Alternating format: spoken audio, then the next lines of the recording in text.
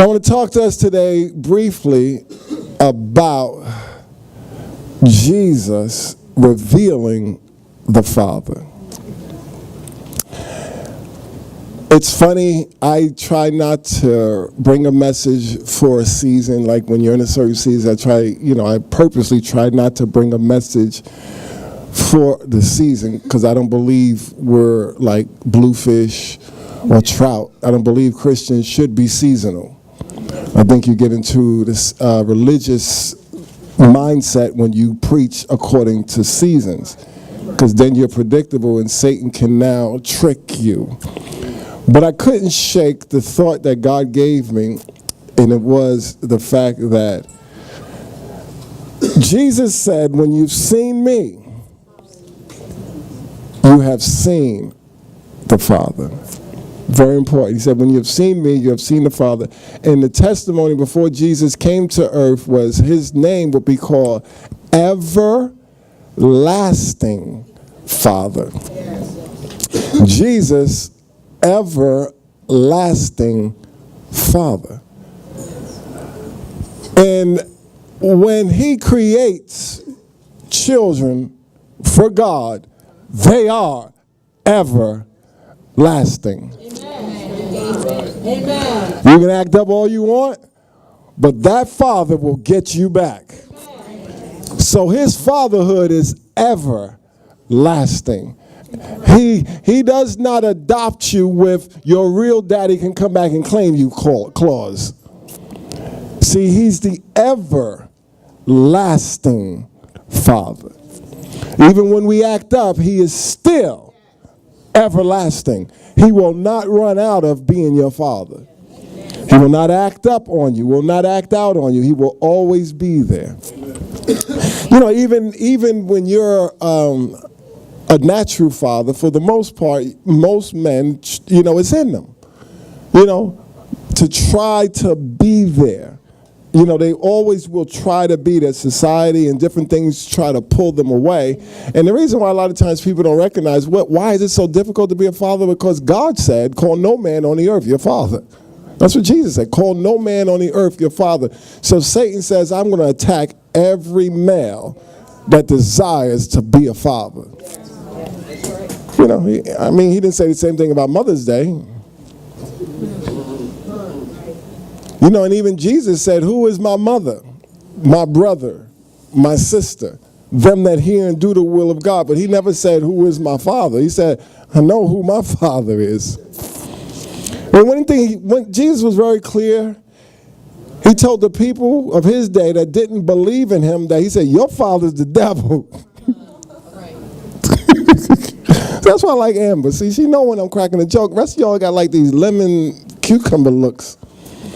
Jesus told him clear, you of your father the devil, and the works of your father you're going to do. He was a murderer from the beginning.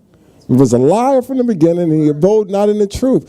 So it is very important for you and I to recognize who is your father. And I wrote a definition, and I think it's the best definition that we can ever come up with. Bible scholars and all these other guys, they all come up with all they want to do, and it just messes you up, make you want to teach something that you shouldn't teach. But the real definition of a father is the author or originator of offspring. The author or the originator of offspring. That's what a father is. And that's why, I think the little slim guy, Elder George, was talking about, your father gives you that life. He's got the X and the Y chromosome. See, he's the author. And, anybody here ever read a book?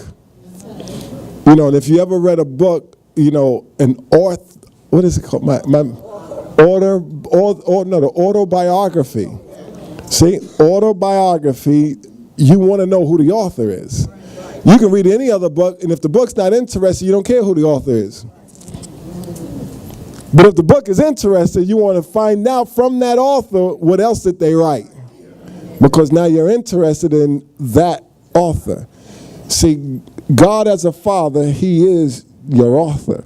He wrote your life. He wrote your life story. He's the one that wrote it. And it's in his autobiography.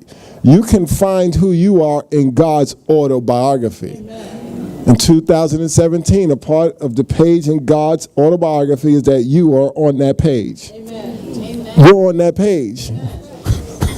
And at the end of the autobiography, you spend the rest of eternity with him. Amen. So you see, when you think of the Father, you have to think in terms of the author, the originator of the offspring. And earlier this morning, God gave me what I would like to call a possible revelation, which means you can play with it, mess it up, do whatever you want with it. But I'm going to tell you what he said to me regarding the phrase Jesus says. Jesus says this. He said, "Who do men say that I, the Son of Man, am?" Who do men say that I, the Son of Man, am? And God told me this, and I wrote this down. The Son of Man is someone with a father. See? That was the big revelation. Now watch this.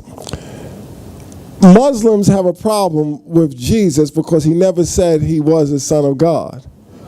He never had to say he was a son of God if he was. He never had to, it was not his job to prove who he was. It was his job to prove that he had a father. Because all through the teachings of Jesus, he points to the fact that there's a father. I am the Son of Man, which means I have a father. And sooner or later, you're going to see what I do. And then you're going to wonder, who is my father? Because you know you can't do what I do. See? He's not a religious figure trying to look for recognition. He even said, if anybody give testimony of themselves, it's not valid. He said, I tell you of the Father. I'm pointing you to him. I have a job to do, and my job is to show you that there is a Father. There's an author and an originator of your existence. Amen. And that was his job. He did his job very, very well. And I'm going to read this. Don't go here. We can go somewhere else. In John 14:8, it says this. Philip saith unto him, Lord, show us the Father, and it suffices thee. Right? This is all messed up. Verse 9. Jesus saith unto him, have I been so long time with you, and yet hast thou not known me? Philip? He that hath seen me has seen the Father, and how sayest thou then, show us the Father? See? Philip was like, you always keep talking about your father. You hear me, Deacon Luciano? You're always telling us about your father. But won't you just show him to us? He said, have not been with you long enough to know when you've seen me, you've seen the Father? See, he was expecting them to understand how progeny, is that the word? Progeny works. They all knew the children looked like the daddy. He said, haven't I been with you long enough for you to recognize that if you've seen me, you've seen my Father? You remember little John, what's his name? Not John the Baptist. John the Baptist, his father's name was Zacharias. And Zacharias, he was an old dude, knew the Bible. An angel comes to visit him. Now, how many of you go to the bathroom? Imagine being in the bathroom and you praying, whatever, however you pray. And an angel pops up out of nowhere and says, such and such thing is going to happen. And you know you're on the toilet praying. And an angel pops in there. And he's going to tell you what's going to happen. How many of you are going to say, I don't think that's going to happen? That angel going to be like, well, you ain't going to talk. If I'm going to visit you and you're not going to be able to believe me, I'm an angel just came from heaven. I'm not one of your friends. And the angel told him, because you don't believe me, you ain't going to be able to speak till this baby is born. And his name was Zacharias. So his wife gets pregnant. Elizabeth, she has the baby. So they automatically say, his name is Zacharias. And the mother said, nah, his name is John. And they said, nobody in your family name is John. See, the Father names you. The Father shows you exactly who you are, and everybody knows it. They said, this name's going to be Zacharias. That's Zacharias' son. He's a Zacharias. When we see him, we'll see his father. I could have got an amen. Somebody wake him up. Help me, 3 of y'all. Who's calling me? See that? You see, I'll do it one more time. They knew when you seen the child, you saw the Father. So Jesus was like, I just showed you the Father.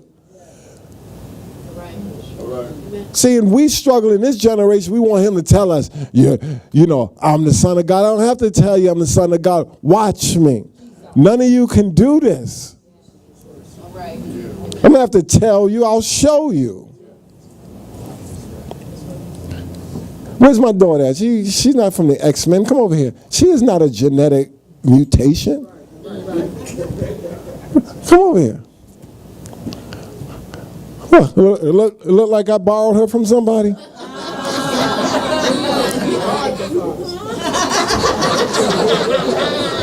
now look, now watch this. Come over here.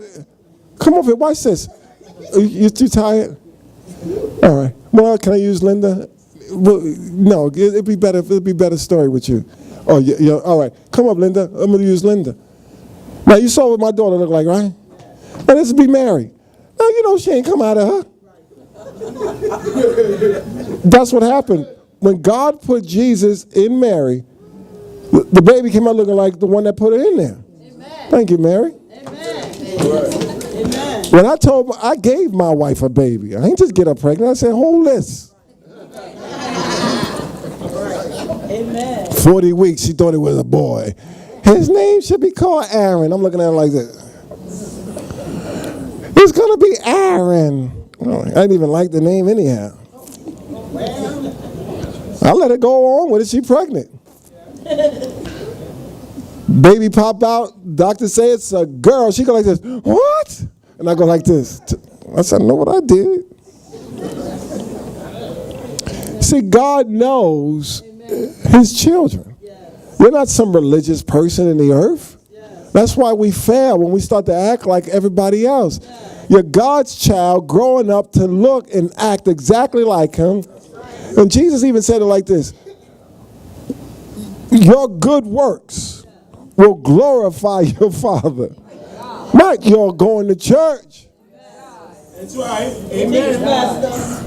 It's true. Not my dot my I's and cross my good works. It's true. How could you do that, man? You didn't know who my Father is?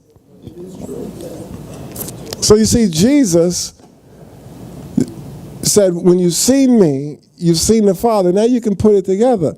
Okay, every child acts like their father. I remember my biological father, you know, I remember when he died, everybody was scared for me.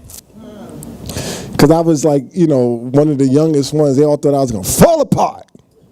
They were like, did anybody tell Richie yet? Because I was on his hip. I was always with him, you know. I fell apart 5 years later. In the movie theater, me and my wife watching the movie Radio. And I'm like that. I said, he's dead. She said, who? I said, my father. She said, it was 5 years ago.